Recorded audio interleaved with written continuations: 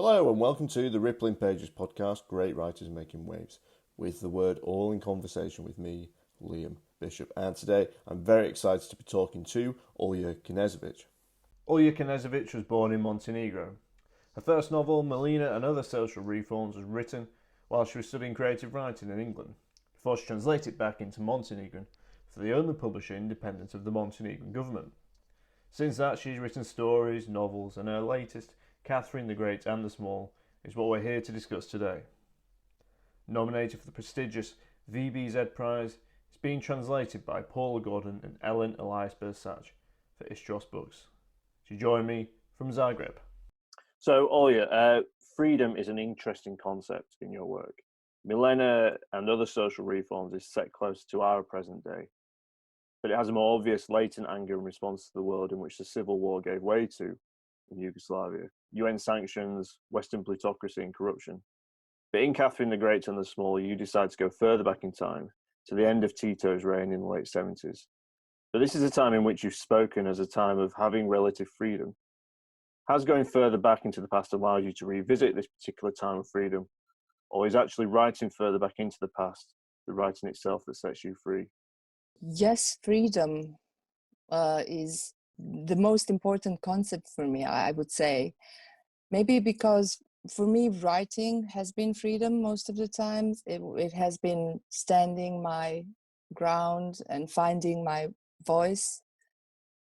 Writing has been connected with finding my courage and my vulnerability, and it's all connected to freedom. Also because where I grew up in ex-Yugoslavia, freedom was such a conflicted concept because as children we were free. This is what countries like that, the ex-communist countries, had. They had this safety in the streets, so children would feel immense freedom. The whole community was on their side. They were running free, playing freely. And then when we became adults and when we thought now we would have intellectual freedom, we didn't. We couldn't write what we wanted to write. We couldn't really say what we wanted to say. Suddenly, but in our formative years, we were free and we felt free. So it would become conflicted. We had to change and lose our first identity. And where there's conflict, there's always a path to literature, I suppose. So freedom has become for me a very, very important topic.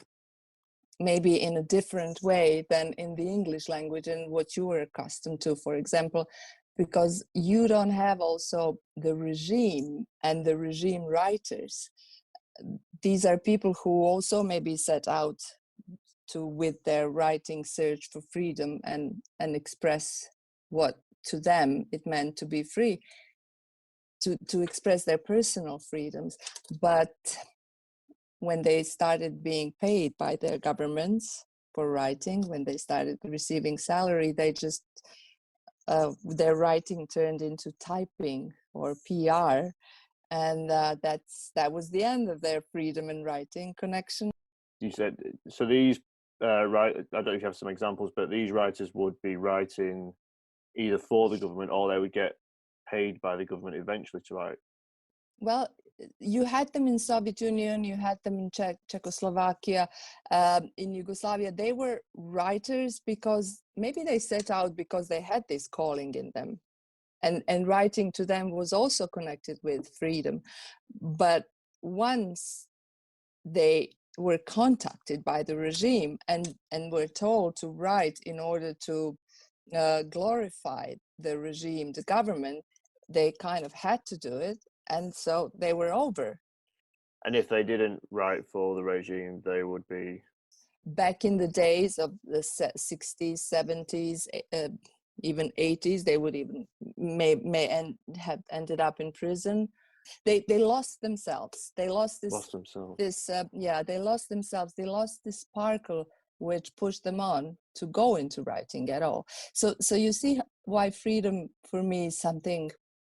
Freedom in the Balkans is still this concept people cry over, people go to jail because, we still take it so dramatically, and it's very above us all still, because we never lived in a free society. Of course, freedom for me was going to be important, and it still is. I guess it always will be, and I wonder how that sort of changes, because I've read several times, and they're all set within an aspect of Montenegro's history when this definition of freedom might have changed, but both of them have female protagonists that drive the voice of the novel. You just said that where there's conflict, there's a path to freedom, and you've spoken in another interview of how female identities become your territory. But it seems like writing is an act of establishing some kind of territory for you. It's not that belligerent. I mean, I meant more in the sense that I was writing what I knew about. I was writing what I have experienced. That's what I meant by territory. I'm still enjoying the most when I'm documenting my own life experiences. I'm still not brave enough to put myself there and write about my own life, but I'm writing about where I've come from, people I've met, their stories, my friends, my people. It's my community that I had to leave. I don't live there anymore. But memories are my inspiration. And I realize more and more how they have always inspired me. So that's what I meant by my territory. And it is mostly women and the loss of community that gave me my first identity. So how lucky am I? It's a great territory, to say it again. It's endless, it's inspiring, and I've lived it, which again gives me kind of the right to write about it from experience and from my voice. So which I also give to all these women, all these characters. I love to populate my writings with women and their voices. I think women's voices are really, really needed right now. I'm not going to say more than ever, but very important, because they heal, and they know how to tend and befriend, and they know how to bring joy, and they want joy. Well, your characters certainly do, that's for sure. And I don't know if this is I don't know if this is part of the appeal in, even though, Catherine grows up in quite a obviously difficult situation and lives in a difficult situation with coming out of communism into the Civil War and the sanctions that we see quite a bit of in Milena, for instance. But she goes back, and she can't avoid going back, or maybe she can avoid going back, but she goes back to the salon, for instance, where all these characters and all these women are this really kind of quite joyful and communal atmosphere. Is that part of the appeal of that? Yes, I realized when I left my country that what we had, we didn't value enough, and that was the sense of community. Beautiful community suddenly was shown, but I can never forget people who made me, and all the senses are used when one writes, and all these senses are great triggers to memories, which are then material, of course. Yeah, you do write. The senses are very important, and you write and you build this world, this past. As we sort of identified, fact and fiction. I found that you write about smell quite a lot. Yeah, well, it's one of the biggest triggers for memory. Smell, music.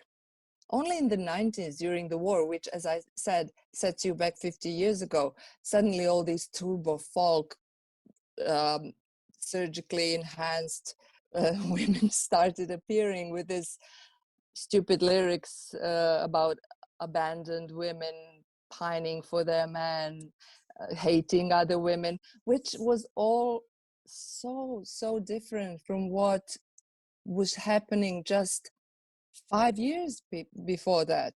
We were very advanced. We were following all the trends in the West: movies, music.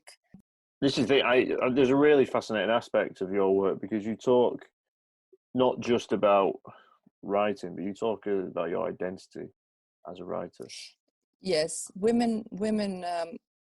I think I love to read women who write about female identity and the quest for it and the searching for it, because we are still, it's been more or less the same for women since the beginning, since Eve until maybe 2016 and the Me Too movement, where now it's starting to change a bit slowly, but still we are born and then put in this identity of a daughter who's going to be much nicer than the son, and then a sister who should be much nicer to a brother than a brother can be to a sister, because boys will be boys. And then to find your inner music, your inner voice, your true self, you want to reconnect, and then you go to some room or to your space, and you try to do it.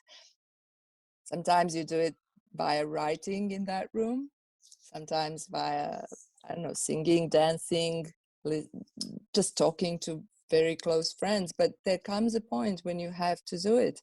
You have to see what you really are underneath all these identities that kind of were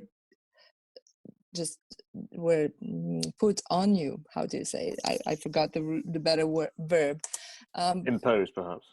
Well, you do write a lot about rooms, I've noticed. Milena, for instance, as soon as she's able to, she moves out of her parents' home and buys a flat.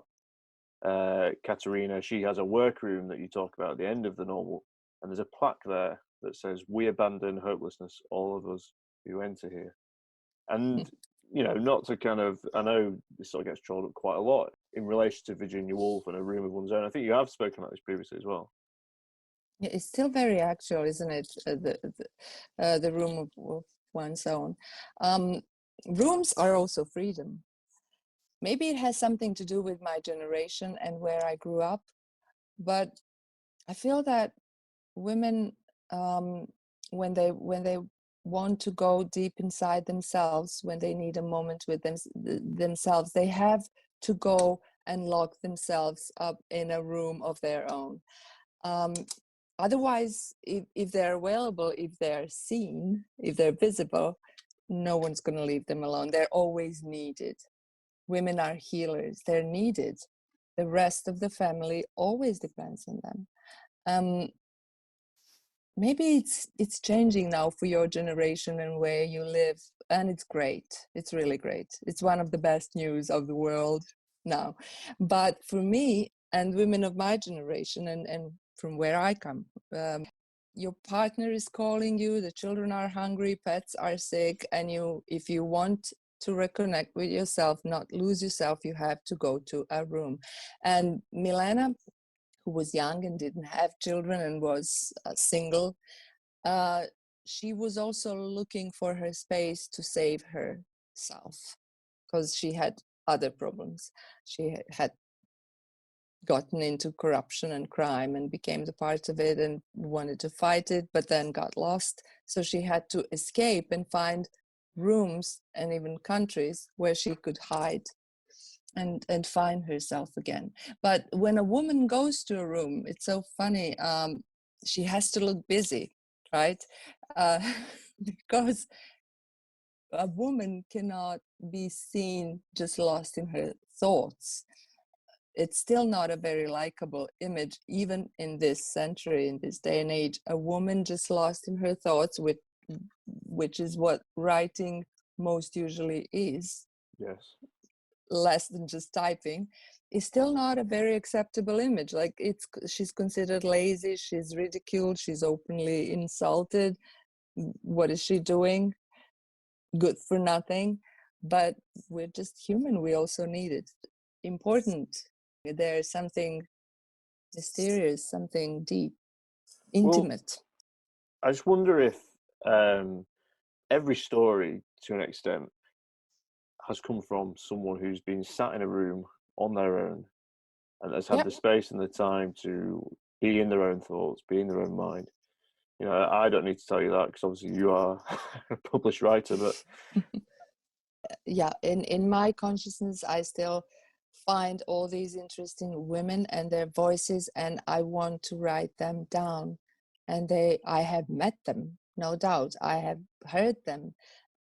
Even, who knows? I from when I was very young, and I admire them.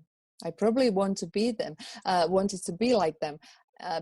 Writers have an ear, you know. So when I'm alone and I sit down to write, they come, and I just think either I am all my characters, or you know, or all these characters from my past and recent past, or long ago past, have become my writing voices. But it's just always inspiring. well, should we talk about some of those characters, at Yes. least in your novel, a bit more?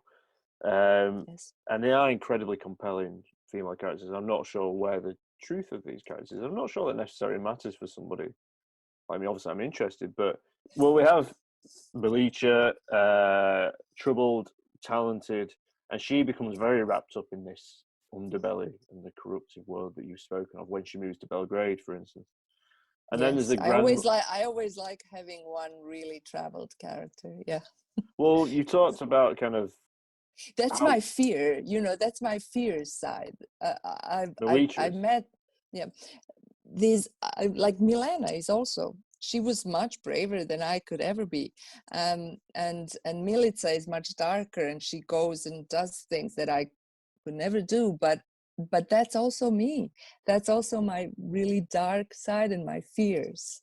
Are these fears from a kind of a past and what you've seen and experienced in sort of ex-Yugoslavia, or these are kind of projection into the future? It's just it's much more prosaic than that. I was just that's my character.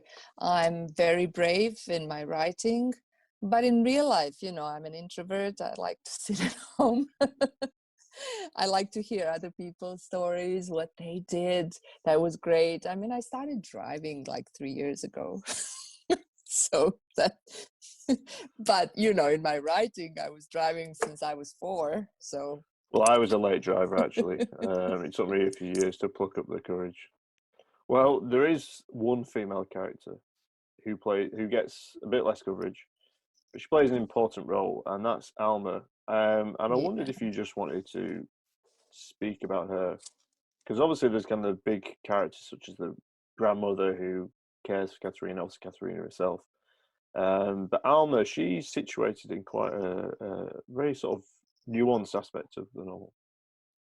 So when Catherine was a student in Belgrade, she lived at Alma's apartment, and she worked for Alma as what we today will call an au pair.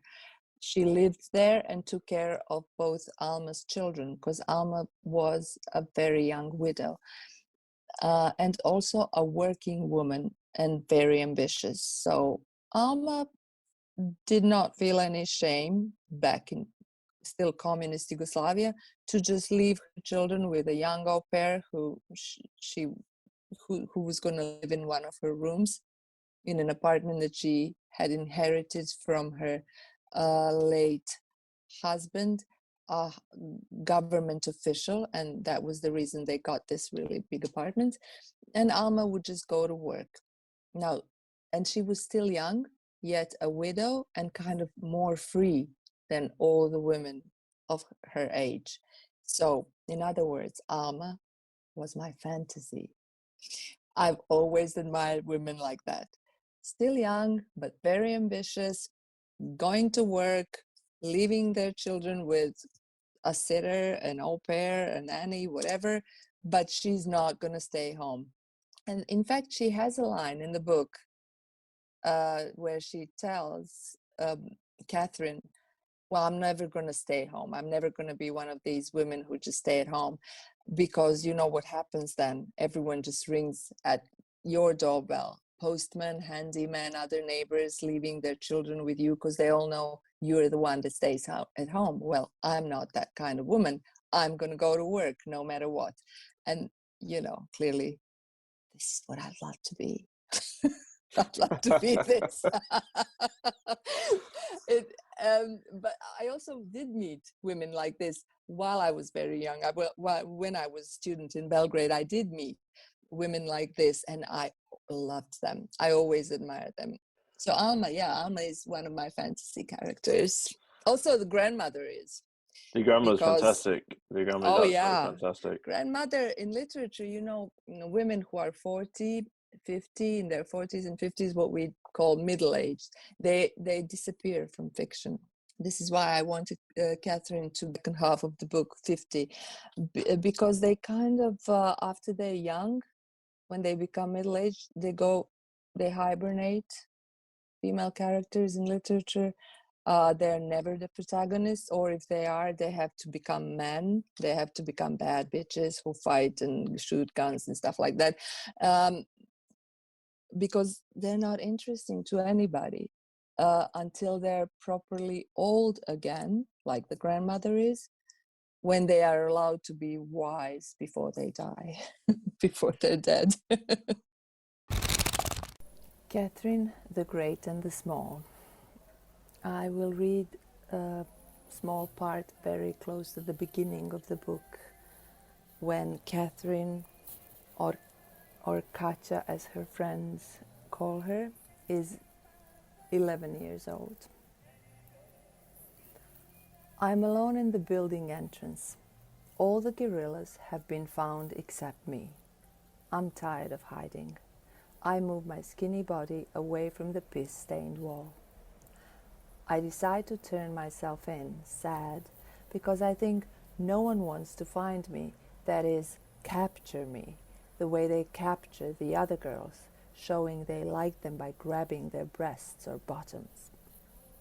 I don't yet have those flashy features. A man's shadow fills the doorway. I hold my breath. Is this the maniac from our part of town, the pedophile who loves boys? Maybe he's been stalking me, thinking I'm a boy. Katja. Phew. Someone who knows me well enough to use a nickname. The voice of one of my cousins.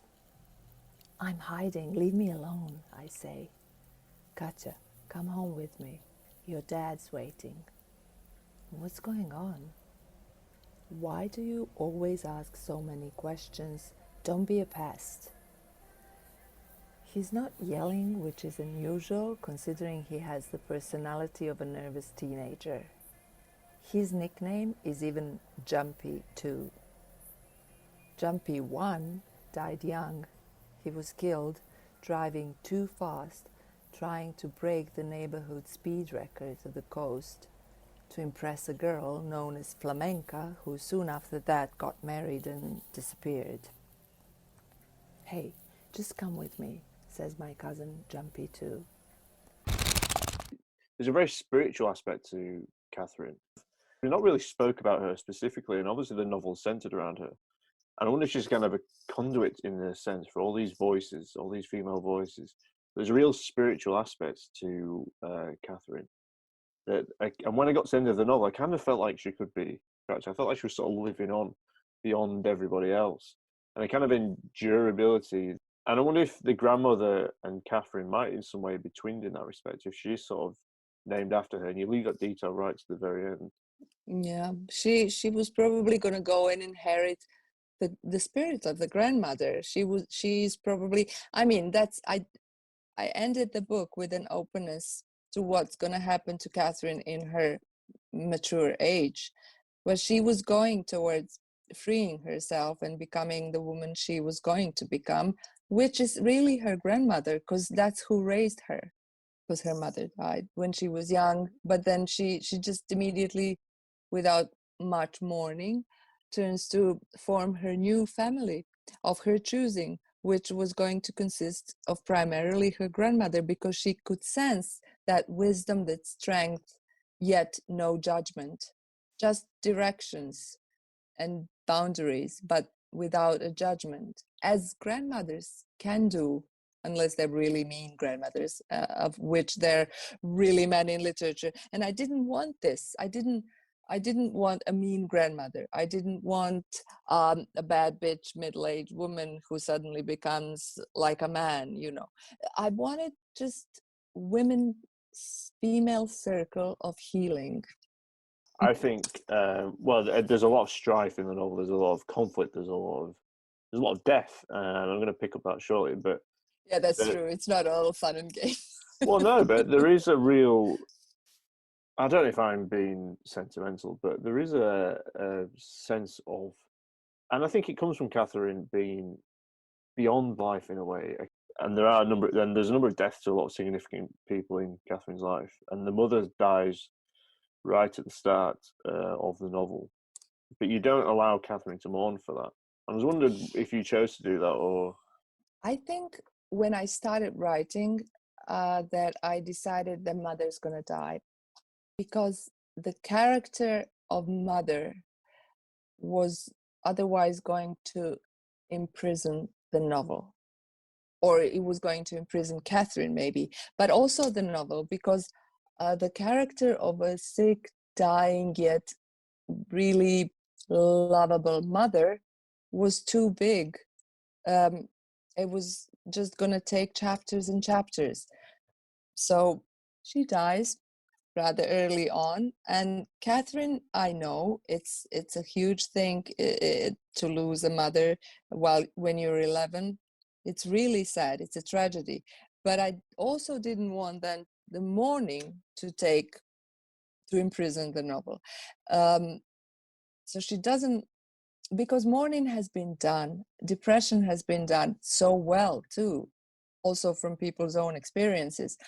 So I wanted to research something else. I wanted to research a young girl who has this really great spirit, as you have noticed, that she wants to move on and wants to form now her new family, where she can be allowed to be happy and to have childhood still filled with joy. So she chooses the grandmother, her best friend, and the brother to form a new family, which was quite advanced, right, for that time. And also my own mother is a big personality, huge personality. So right. when I put a mother in a book, it's going to be a book about my mother, because her life was amazing. She actually lost her own mother when she was 17, and I wasn't born obviously then, but from what I've heard and from what I could gather, she didn't also mourn in a classical sense. She started competing in sports, and then fell in love with my dad, had me really early on. So yeah, mothers, for me, when I want to do a mother properly, it's going to be about my mother because she's huge. And but this mother, it was going to be about Catherine and about her very unusual spirit for those times, unbreakable in a way. So this mother, I have to say, was kind of going to be a memory more than anything. Yeah. And I wondered if you spoke about the mother and this kind of big presence of your own mother going forward into kind of future novels and future projects. What's that going to look like when you do explore a big personality like your mother? Is it going to be a fiction? Is it going to be a kind of fictional guise, or is it going to be non-fiction? How do these sort of ideas get teased out and put into a page? Where I'm going right now, I think it's going to be, how should I call it, autofiction essay on voices and faces of people I loved in different kinds of love, with different kinds of love. So not just romantic love, but love of a parent, friend, dog, children, love, hate, too much love, overwhelming love, something like that. I'm still really, really thinking it through, writing a bit, trying to connect it, searching for a form, and reading a lot actually of writers in English, of women writers in English, and I envy them because they can come up with so much, and they will be published, and they will influence us writing in small languages. Because even if we are innovators, we are just writing in a small language, who's gonna know? But for example, I'm reading Rachel Cusk. I'm really admiring her. For me, she's an innovator. She came up with this amazing way to write about herself and her own experiences and what she is in this world. Olivia Lang as well. Have you read her? Yeah. Sheila Heti, another. Oh, Sheila Heti. Yes. Oh, yes, I read her. How Should a Person Be? I didn't read her Motherhood, but How Should a Person Be? I really liked. Yeah, that's the one I read in Motherhood, and it was during lockdown, and I just sat in the garden when it was nice and hot and just read it in a day. Yeah, Knausgaard. But he's too much in like a detail. So sometimes there's a really sparkle coming through. He has like a great paragraph, but then after that it becomes a bit tedious again. These women, I think, maybe said, well, if he can write clearly about his life, find it interesting, well, I'm gonna find it interesting too, my own life, but I'm gonna find a form that's gonna be less in detail. And so they did. They flew. Rachel Cusk, Sheila Heti, Mary Gateskill, Deborah Levy. I love them.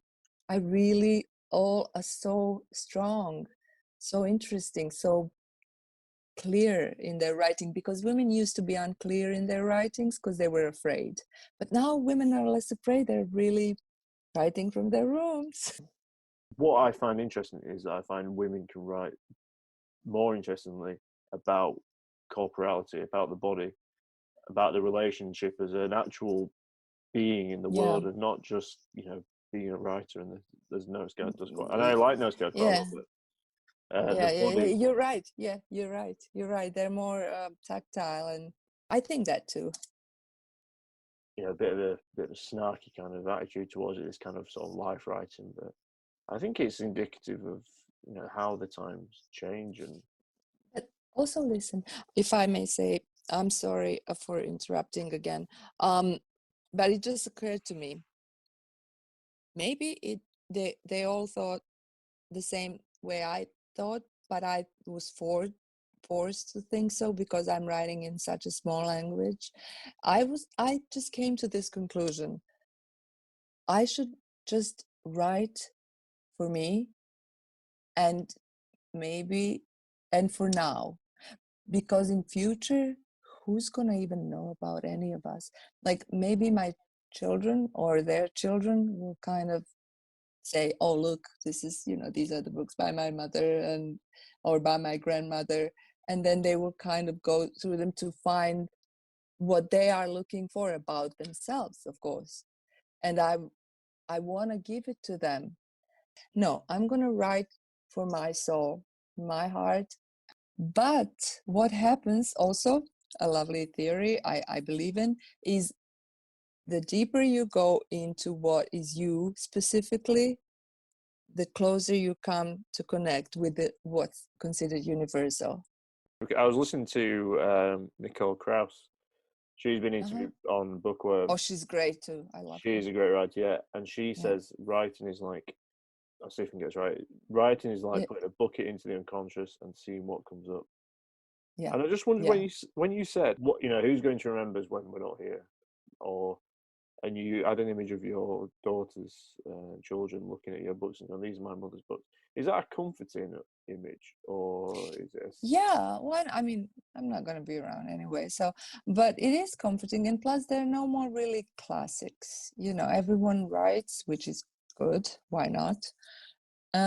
Writing is also therapeutic. I don't know why people are running away from admitting it. It's super therapeutic, and it's great. So people should write. If you can publish. your book is going to find a way and maybe help someone or maybe open up someone else. But what I'm trying to say,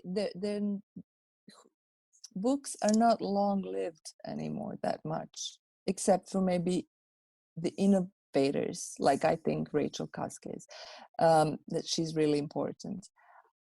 So why, with that in mind, why not just go back to writing what gives you bliss, for your own soul. You are the only thing that's new in the writing. Do you know what I mean? It's you, nothing else. And this is what I find so interesting about you, because you are right. You talk about yourself as a writer and the identity and the self. You talk about the self quite a lot as a writer, and the image you mentioned, not to kind of stick with it too much, but it just sounded very much like what you were saying about you find the women in your consciousness and write their stories to bring them to your true self. And I think it is a comforting image, and it is just to, write for your, not write for, don't write for yourself in the sense of, oh, you should do it for your own kind of, but write because you have a self that can sometimes only be expressed in this way. And if you don't do that, you're not going to access something that you have potential to access through writing. Yeah, but I will always access it. What I started just like about me openly, but then I went to other characters, the people, and of course I started then inventing characters again, because life is not architected by the laws of writing and the laws of novel, with by the laws of novel writing, really. So then you have to invent. Well, I will close by saying, Olja Knežević, it's been an absolute pleasure. Catherine the Great and the Small is available to buy now, and it's published by Istros Books. Thank you, Liam. Thank you so much. And that's it for today. My thanks go to Olja Knežević, and of course my thanks to you for listening. Next, I'm joined by the writer Neil Griffiths. He talks to me about his contribution to the anthology Trauma,